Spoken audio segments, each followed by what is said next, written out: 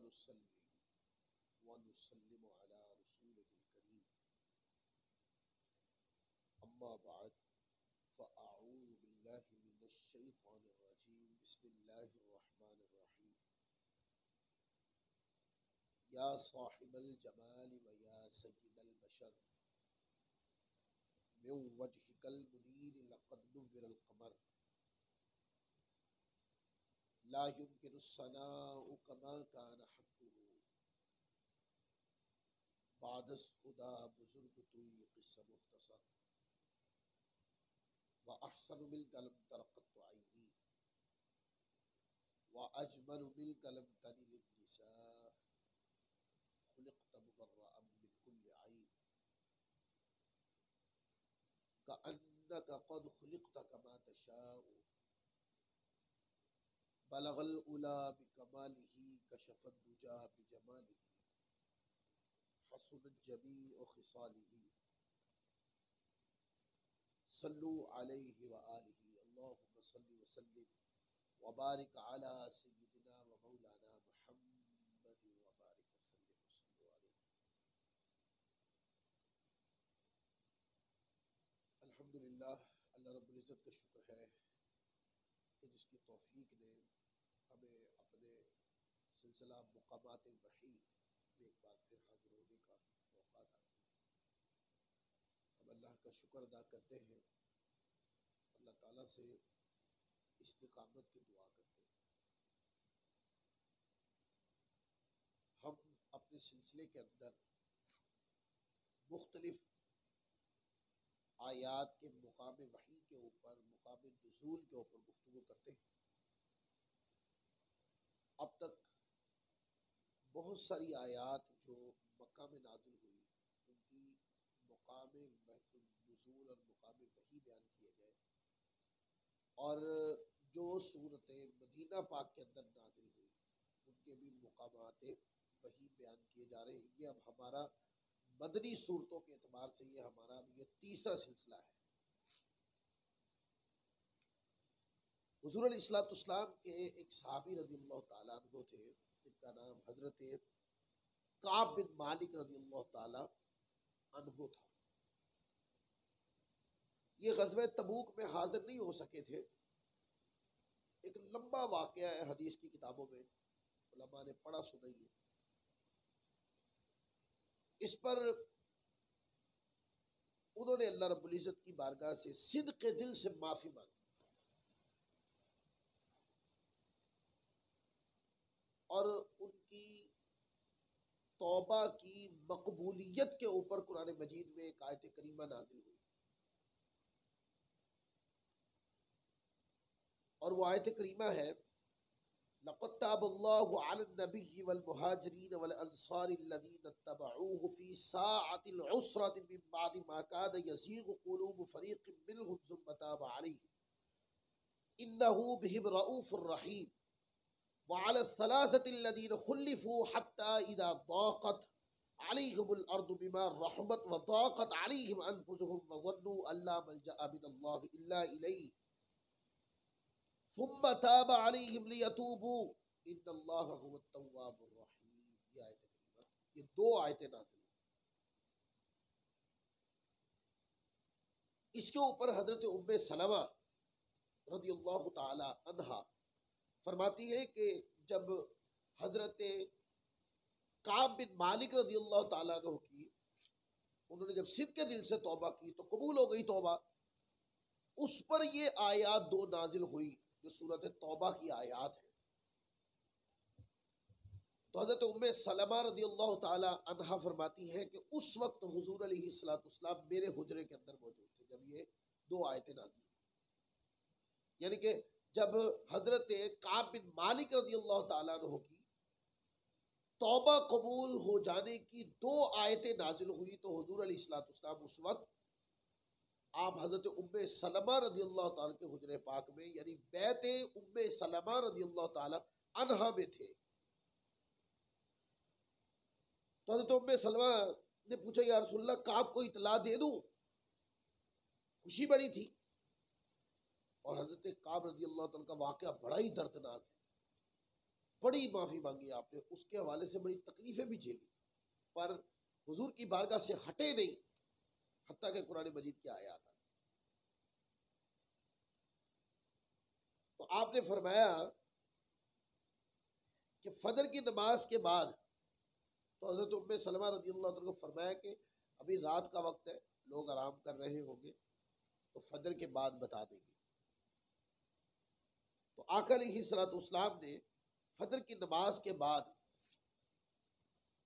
آپ نے نازل ہونے والی وحی صحابہ کرام کے سامنے تلاوت فرمائی، جس میں حضرت کعب بن مالک رضی اللہ تعالیٰ عنہ کی توبہ تھی۔ اب موٹی سی نشانی رکھ لیں کہ حضرت کعب بن مالک کی توبہ جس وحی کی صورت میں آئی ہے، وہ وحی بیعت ام سلمہ رضی اللہ تعالی عنہ میں نازل ہوئی۔ پھر بنو قریظہ کے معاملے میں ابو لبابہ رضی اللہ تعالی عنہ سے کچھ سبقت لسانی ہو گئی تھی، یہ بھی ایک لمبا تفصیلی واقعہ ہے۔ فوراً ندامت ہوئی، ندامت کے طور پر سزا دینے کے لیے مسجد نبوی کے ایک ستون سے اپنے آپ کو باندھ دیا، ندامت سے شرمسار ہو کر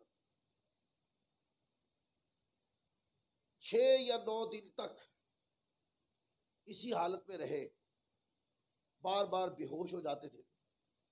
آپ صلی اللہ علیہ وآلہ وسلم نے فرمایا اگر یہ سیدھے میرے پاس آ جاتے تو میں ان کے لیے دعائیں مغفرت کرتا، مگر اب معاملہ اللہ تعالیٰ کی بارگاہ میں ہے، وہی آنے تک اسی طرح بندے رہے، نماز اور قضاء حاجت کے لیے کھول دیے جاتے۔ آخر اللہ تعالیٰ نے ان کی دعا قبول فرمائی۔ آپ صلی اللہ علیہ وآلہ وسلم بیعت ام سلمہ رضی اللہ تعالیٰ عنہ میں تھے کہ مسکرانے لگے۔ ام المؤمنین سیدہ ام سلمہ رضی اللہ تعالیٰ عنہ نے تبسم کی وجہ پوچھی کہ آقا آپ مسکرا رہے ہیں، کیا وجہ ہے؟ اللہ تعالیٰ پھر دعا بھی دی حضور کی مسکراہٹ کو دیکھ کر کہ اللہ تعالیٰ آپ کو ہنستا مسکراتا رکھے۔ آپ کس بات پر تبسم فرمایا؟ ام سلمہ رضی اللہ تعالیٰ کے حجرے کے دروازے سے وہ کہتے ہیں آقا علیہ الصلوۃ والسلام نے فرمایا کہ ابو لبابہ کی توبہ قبول ہو گئی۔ ام المؤمنین سیدہ ام سلمہ رضی اللہ تعالی عنہا نے عرض کی یا رسول اللہ کیا میں ان کو خوشخبری سنا دوں، کیونکہ انہوں نے اپنے آپ کو ستون سے باندھ رکھا۔ فرمایا ہاں سنا دو۔ تو چونکہ مسجد میں جس مقام پر حضرت ابو لبابہ رضی اللہ تعالیٰ عنہ نے اپنے آپ کو باندھ رکھا تھا، وہ جگہ حضرت ام سلمہ رضی اللہ تعالیٰ کے بیت یعنی آپ کے حجر پاک سے قریب تھی۔ تو آپ نے حجرے کے دروازے سے آواز دی، فرمایا ابو لبابہ مبارک ہو، اللہ تعالیٰ نے تمہاری توبہ قبول فرما لی۔ یہ سن کر صحابہ کرام ان کو کھولنے لگے۔ اللہ اکبر۔ صحابہ اس خوشی میں کہ وحی آئی ہے اور حضرت ابو لبابہ کو کھول دیں، تو پتہ حضرت ابو لبابہ نے کیا فرمایا؟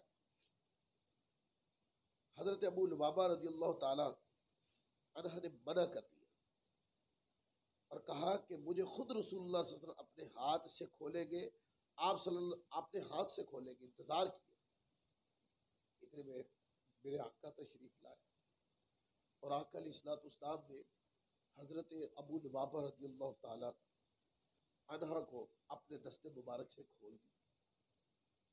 جس ستون سے حضرت ابو لبابہ رضی اللہ عنہ اپنے آپ کو باندھ لیا تھا، وہ ستون اس نام سے تاریخ کی کتابوں میں استوانہ ابو لبابہ کے نام سے یا استوانہ التوبہ کے نام سے یہ مشہور ہے، آج بھی مشہور ہے۔ استوانہ التوبہ یا بعض لوگ اس کو استوانہ ابو لبابہ بھی کہتے ہیں یا ابی لبابہ بھی کہتے ہیں۔ آپ صلی اللہ علیہ وسلم اکثر نوافل حجرہ مبارکہ کے دائیں جانب والے اس استوانہ یعنی استوانہ التوبہ کے پاس ادا فرماتے تھے۔ ابو لبابہ کی قبولیت توبہ کے سلسلے میں سورۃ انفال کی یہ آیت کریمہ نازل، تو کہتے ہیں کہ حضرت ام سلمہ فرماتی ہے کہ جب یہ آیت نازل ہوئی اس وقت حضور میرے حجرے پاک میں تھے، اور آیت کیا ہے؟ یا ایھا الذین آمنوا لا تخونوا اللہ والرسول وتخونوا اماناتکم وانتم تعلمون، اے ایمان والو اللہ اور رسول سے بے وفائی نہ کرنا اور نہ جانتے بوجھتے اپنی امانتوں میں خیانتوں کے مرتکب ہو۔ تو یہ دوسری آیت ہم نے بتا دی جو کہ بیعت ام سلمہ رضی اللہ تعالیٰ عنہ میں نازل ہوئی۔ اب ہم تیسری آیت بتاتے ہیں، اور تیسری آیت کریمہ کے اوپر بھی حدیث ہے۔ قرآن مجید میں ایک مشہور آیت ہے جو تطہیر اہل بیت کے لیے ہے، اور یہ بھی بتا دوں کہ اہل بیت اطہار میں سیدہ فاطمہ الزہرا کا گھرانہ بھی شامل ہے، حضور علیہ الصلوۃ والسلام کے ازواج بھی شامل ہیں۔ جب بھی اہل بیت کا تذکرہ آئے یا اہل بیت کا یہ جو اہل بیت ٹرم بولی جاتی ہے، یہ مقدس لفظ بولا جاتا ہے، تو اس سے مراد صرف سیدہ فاطمہ الزہرا سلام اللہ علیہا کا گھرانہ ہی فقط نہیں، بلکہ اس سے تمام ازواج مطہرات بھی شامل ہیں اس کے اندر۔ تو آیت کریمہ اتری انما یرید اللہ لیذھب عنکم الرجس اہل البیت ویطہرکم تطہیرا، اے نبی کے اہل بیت، اے نبی کے گھر والوں، اللہ تو یہی چاہتا ہے کہ تم سے گندگی کو دور رکھے اور تمہیں ایسی پاکیزگی عطا کرے جو ہر طرح سے مکمل ہو۔ اب یہ آیت کریمہ سیدہ ام سلمہ فرماتی ہے کہ حضور علیہ الصلوۃ والسلام اس وقت میرے گھر میں تھے جب آپ نے امام حسن مجتبیٰ کو، حسین مرتضیٰ کو، یا سیدہ فاطمہ الزہرا کو اور حضرت مولا کائنات کو جب ایک چادر ایک کملی میں لے کر یہ آیت کریمہ پڑھی، فرمایا کہ جب یہ آیت نازل ہوئی تو اس وقت ام سلمہ رضی اللہ تعالیٰ فرماتی کہ اس وقت حضور میرے گھر میں رہا۔ مسجد نبوی کا ایک حصہ ہے جس کو باب جبریل کہتے ہیں، اس کے اوپر کئی باتیں مشہور ہیں۔ اس مقام کو جو باب جبریل کہا جاتا ہے، یہ مسجد نبوی کا یہ مشرقی دروازہ عہد نبی صلی اللہ علیہ وسلم میں باب النبی کہلاتا تھا، کیونکہ مسجد نبوی میں حضور علیہ الصلوۃ والسلام کی آمد و رفت اسی دروازے سے ہوتی تھی۔ اس وقت یہ باب النبی کہلاتا تھا، جو بعد میں باب جبریل بنا۔ بعد میں جب حضرت عثمان غنی کا گھر اس طرف تعمیر ہوا تو یہ دروازہ باب عثمان یا باب آل عثمان کہا جانے لگا۔ اس کے بعد سے پھر اس دروازے کو باب جبریل کا نام دیا گیا، آج تک اس دروازے کا نام باب جبریل ہی کہا جاتا ہے۔ کہتے ہیں کہ علامہ خیاری رحمۃ اللہ علیہ کہتے ہیں کہ اس لیے کہ سیدنا جبرائیل امین ہمارے نبی علیہ الصلوۃ والسلام پر اسی جہت سے وحی لے کر نازل ہوتے تھے۔ غزوہ خندق میں فراغت کے بعد سیدنا جبرائیل امین اسی سے نبی اعظم صلی اللہ علیہ وسلم کے پاس تشریف لائے تھے، لہذا اس کا نام اس لیے بھی باب جبریل ہے۔ اور وہ کہتے ہیں، آگے فرماتے ہیں کہ باب جبریل کی اصلی جگہ مرکزی مینارہ اور موجودہ باب جبریل کے درمیان تھی۔ 1265 ہجری میں جب سلطان عبد الحمید رحمۃ اللہ علیہ نے مسجد نبوی کی جدید تعمیر و توسیع کی تو اپنے عظیم فکری جذبے سے محسوس کیا کہ اس دروازے کو بند کرنا مناسب نہیں ہے، اس لیے انہوں نے مسجد اور نمازیوں کی سہولت کی خاطر اس دروازے سے ذرا ہٹ کر برابر میں ایک اور دروازہ کھولا اور اس کا نام باب جبریل رکھا۔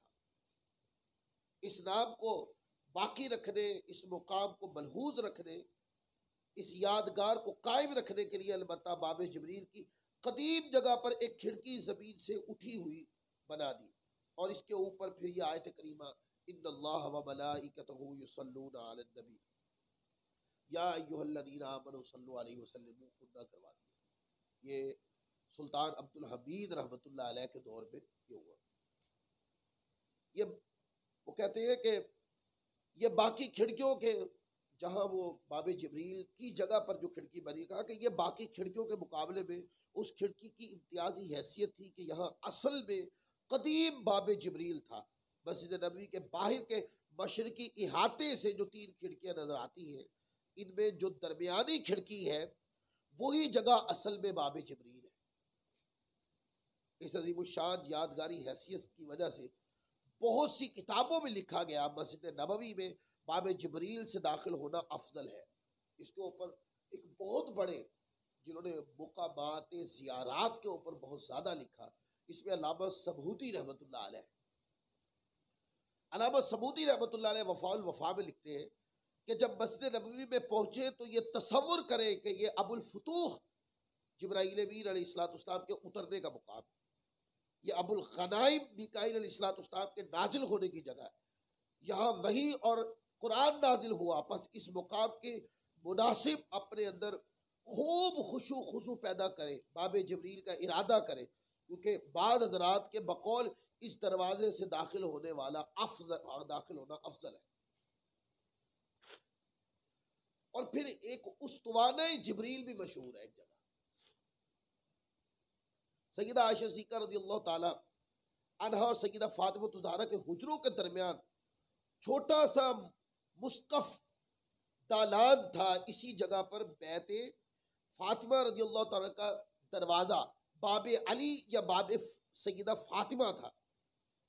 نبی مشفق رحمۃ اللہ علیہ رضی اللہ تعالیٰ عنہ اپنے حجرے سے مسجد کی طرف تشریف لاتے ہوئے یہاں رکتے اور دروازے کی چوکھٹ کو پکڑ کر آقا علیہ الصلوۃ والسلام السلام علیکم یا اہل البیت، کبھی یہ آیت کریمہ تلاوت فرماتے انما یرید اللہ لیذھب عنکم الرجس اہل البیت ویطہرکم تطہیرا. حضرت عمر بن عبد العزیز رضی اللہ تعالیٰ کے دور میں مسجد نبوی کی توسیع کے لیے جب حجرات مبارکہ کا انہدام ہوا تو اس مقام کو ممتاز اور نمایاں کرنے کے لیے یہاں ستون بنا دیا گیا. جہاں حجرے تھے وہاں ستون بنا دیا گیا. اس ستون کو جو بنایا گیا استوانہ مقام جبریل امین بھی کہتے ہیں، کیونکہ یہاں رسول اللہ صلی اللہ علیہ وسلم جبرائیل امین کے ساتھ ہر سال رمضان المبارک میں قرآن مجید دور کیا کرتے. رمضان المبارک کی ہر رات جبرائیل امین تشریف لاتے. جو سال آپ صلی اللہ علیہ وسلم کا وصال کا تھا اس سال 2 بار رمضان المبارک میں قرآن پاک کا دور کیا تھا. مقصورہ شریف کی موجودہ عمارت میں یہ ستون اندر آ چکا ہے اور نظروں سے اوجھل ہو چکا ہے. ابن جبیر رحمۃ اللہ علیہ نے اپنے سفر نامہ میں مقام جبریل کا تذکرہ کیا ہے کہ اس جگہ پر ایک پردہ ڈالا ہوا ہے، کہا جاتا ہے کہ یہ جبرائیل امین کے نازل ہونے کی جگہ ہے. تو آج کا درس اسی مقام پر جس میں مقام جبریل یا استوانہ جبریل جو جگہ ہے باب جبریل کا ہم نے کچھ خاکہ اور کچھ نقشہ کھینچا ہے. اللہ تبارک و تعالیٰ کی بارگاہ میں دعا کرتے ہیں کہ اللہ تعالیٰ ہمیں اپنی رحمت سے ہماری دین و دنیا کو بہتر فرمائے. آج کے درس کے اندر حضرت ام سلمہ رضی اللہ تعالیٰ کے حجر پاک کے اندر جو آیات کریمہ نازل ہوئی تھی ان پر ہم نے گفتگو کی. انشاءاللہ اگلے سلسلے میں ہم ایک نئے مضمون کے ساتھ نئے مقامات وحی کے ساتھ انشاءاللہ حاضر ہوں گے. اللہ تعالیٰ ہماری دنیا آخرت کو بہتر فرمائے. وما علینا